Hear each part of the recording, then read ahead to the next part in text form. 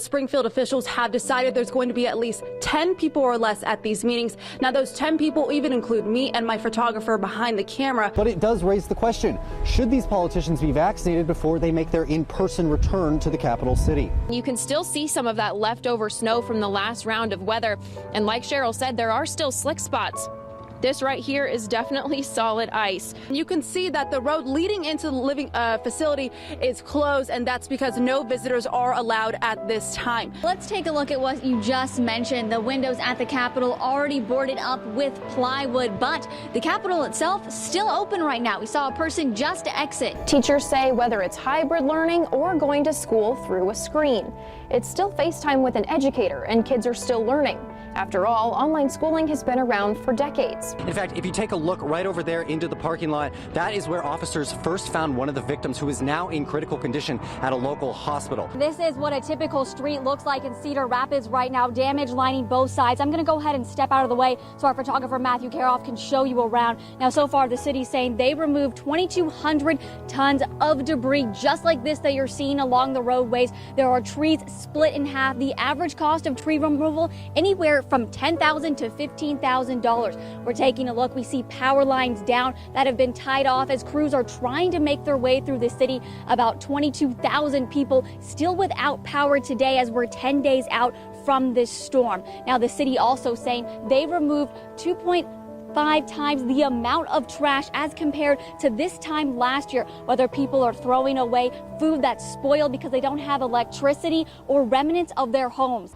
To us, they're everyday sounds.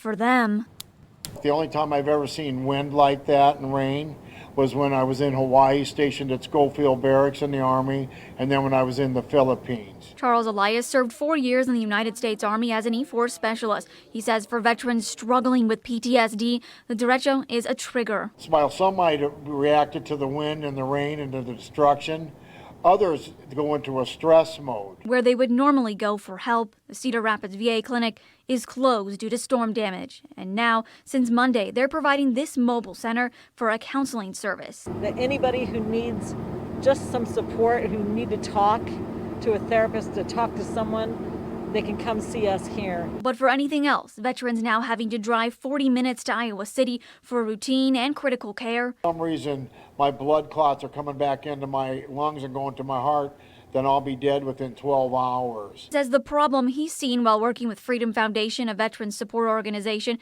is especially for older veterans. They won't fight with the VA to see outside providers during a closure. The same issue happened with COVID-19. It's not even a question of them owing us our care. It's a matter that we earned that.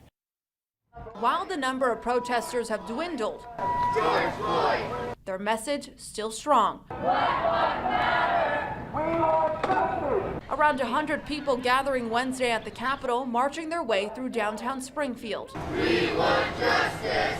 The 4 Minneapolis police officers involved in the death of George Floyd now charged, but protesters saying that's not enough. It's just like, how many more incidents do we have to go through? Like, how many more people, have to be asphyxiated or pulled over or be walking and things go wrong? Thomas Lane, J.A. King, and Tu Tao are charged with aiding and abetting second-degree murder. Prosecutors also filed a new charge against Derek Chauvin, the officer accused of pressing his knee against Floyd's neck. He now faces second-degree murder. We want peace now!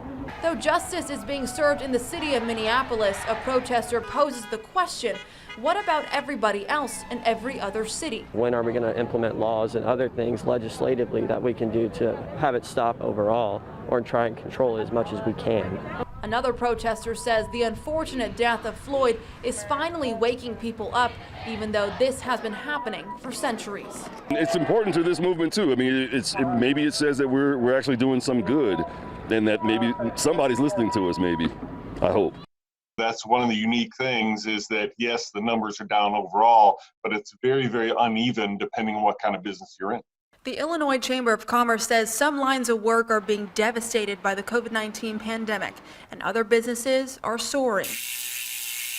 Like Velo Mine, a bike shop in Springfield.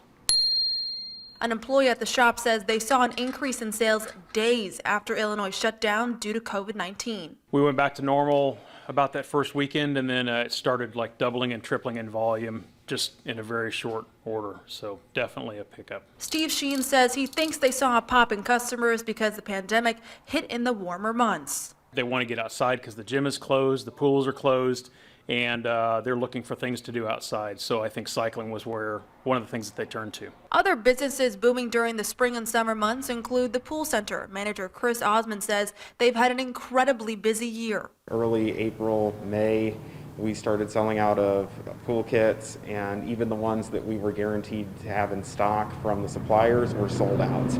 Even though products have been selling fast off the shelves, distributors can't keep up with the demand. The pool center won't see some new inventory for months. Osmond says they are sold out of above ground pool kits, and with only one spa left in stock, they may not be able to get spas until Christmas, and they aren't supposed to get any more above ground pools until March of next year. We got to the point where we had to have a cutoff date, and even some of the people that had ordered above ground pools were unable to get them.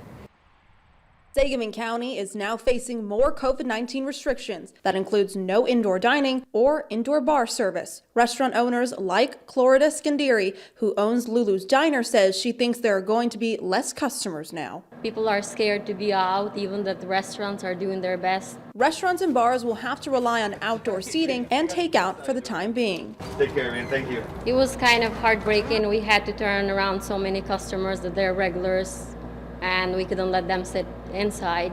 And it was pretty slow compared to the other times that we do dining in.